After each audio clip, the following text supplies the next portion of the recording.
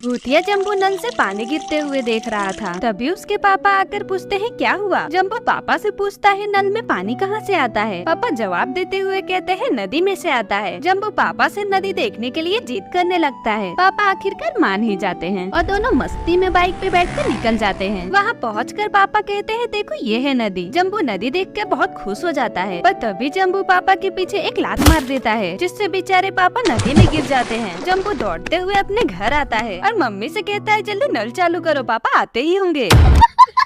Zombie Jambu का आज practical exam होता है। सर 3 लोगों को डराने का ऑप्शन देते हैं, खड़ूस अंकल, शरारती बच्चा या पापा की परी। फिर वो कुछ देर ध्यान से सोचता है और आसान चूज करने का फैसला करके पापा की परी को चुनता है और उस शहर के बीच रास्ते पे टेलीपोर्ट हो जाता है जहाँ से पापा की परी बर्थडे पार्टी में से आने वाली थी। जम्बू रोड के बगल में एक पेड़ पर चढ़ जाता है और थोड़ी देर में देखता है एक स्कूटर रोड पर आ रही थी। तभी जम्बू के सामने एक मकड़ी आ जाती है, जिससे जम्बू डर जाता है और अचानक जम्बू को जोर का झटका लगता है और धड़ाम से रोड के बीचों बीच गिर जाता है, क्योंकि पापा की परी ने पेड़ में ही अपनी स्कूटर ठोक दी थी और कहती है दिखाई नहीं देता क्या पागल।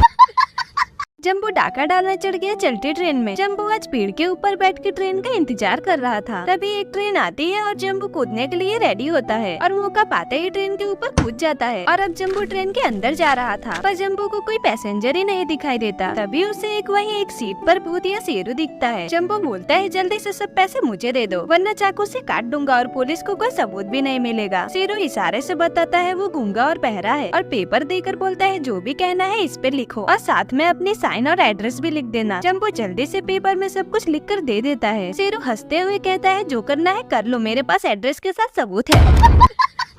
जम्बू कॉकरोच पर स्प्रे क्यों करने लगा। जम्बू एक रात आराम से सो रहा था और उठने पर देखता है एक कॉकरोच उसके रूम में था। जम्बू तुरंत एक हथौड़े से कॉकरोच को मारने जाता है और बार बार कॉकरोच बच जाता है और उल्टा जम्बू ही फिसल जाता है और जम्बू जोर से गिर जाता है और बहुत ज्यादा गुस्सा हो जाता है, जिससे जल्दी से कॉकरोच स्प्रे को ले लेता है और स्प्रे करते करते घर के बाहर निकल आता है। तभी कॉकरोच बोलता है रुको, मुझे पता है तुम मुझे क्यों मारना चाहते हो। जम्बू कंफ्यूज हो जाता है और पूछता है क्या पता है। कॉकरोच बोलता है क्योंकि तुम्हारी पत्नी मुझसे डरती है और तुमसे नहीं डरती।